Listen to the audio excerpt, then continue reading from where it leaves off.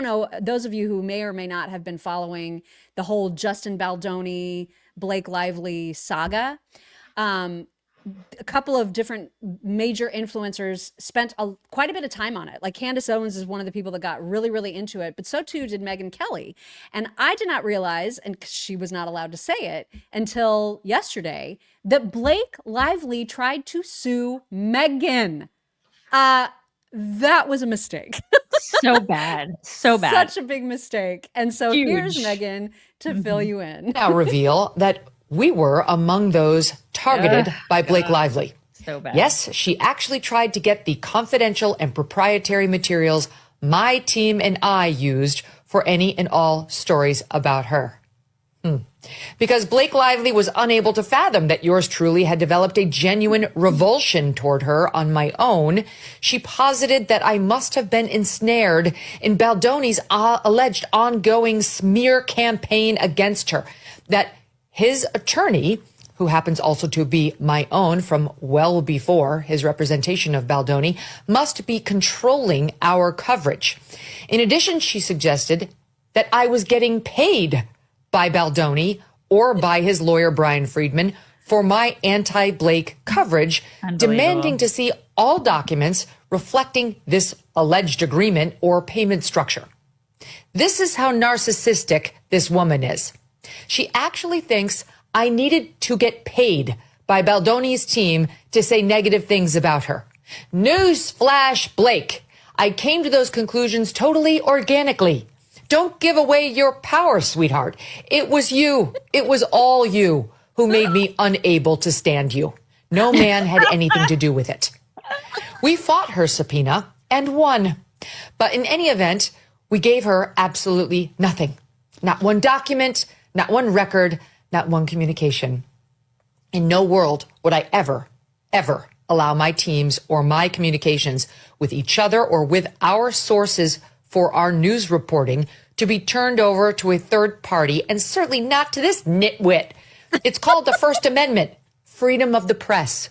She has zero right to nose around in how I gather news or in how my team and I prepare for any show we do. First of all, that's awesome. Second of all, so Taylor Swift and her were really, they were like BFFs for like 10 years.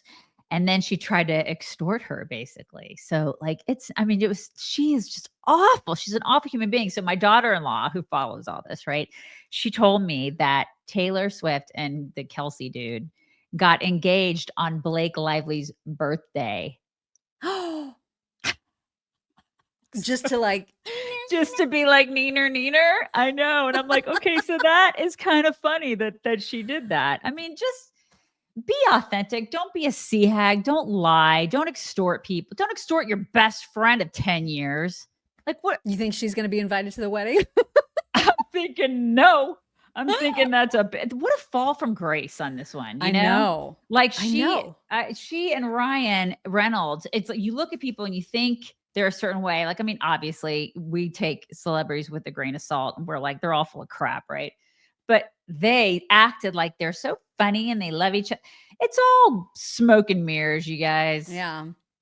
It's like, whatever. Well, and speaking of that whole circle of people, Travis Kelce just recently announced that he too, in addition to Sydney Sweeney, has a whole line going on at American Eagle. So you can imagine the freakouts that are happening as a result of this. So he's launched a new design collab with American Eagle. This was just one day after announcing their engagement.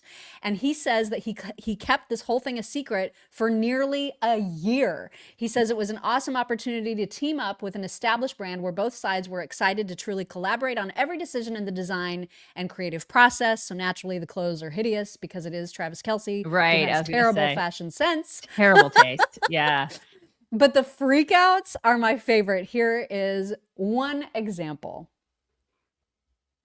I fucking hate it here. I really fucking hate it here. Okay. What do you mean, American Eagle? So they had to. I don't give a fuck about his engagement to Taylor Swift. It's a fucking psyop so they could make more money for the fucking NFL. Oh my And they're God. like code switching this fucking white guy who literally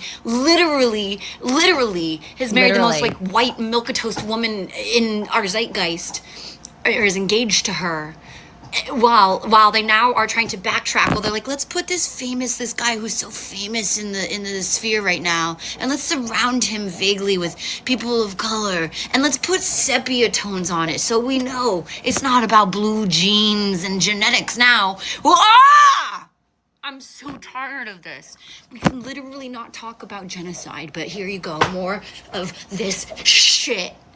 Capitalism is killing us. Can't get anyone to fucking go thrifting to buy secondhand shit, but no, they put it in a fucking Abercrombie and Fitch in Hoboken, New Jersey, and everyone's like, oh my God, I can't go buy you. Shut the fuck up. These people are deranged. Good Lord, is she okay? She's not okay. No, she's not okay. Somebody birthed her, you know, like she has a mother and a father. Yeah. I would Yeah. not be proud of that. Good Lord. Anyway, that is a thing that has happened. So now there's a whole new reason for people to be all mad at American Eagle, and I just find that hilarious. I do too.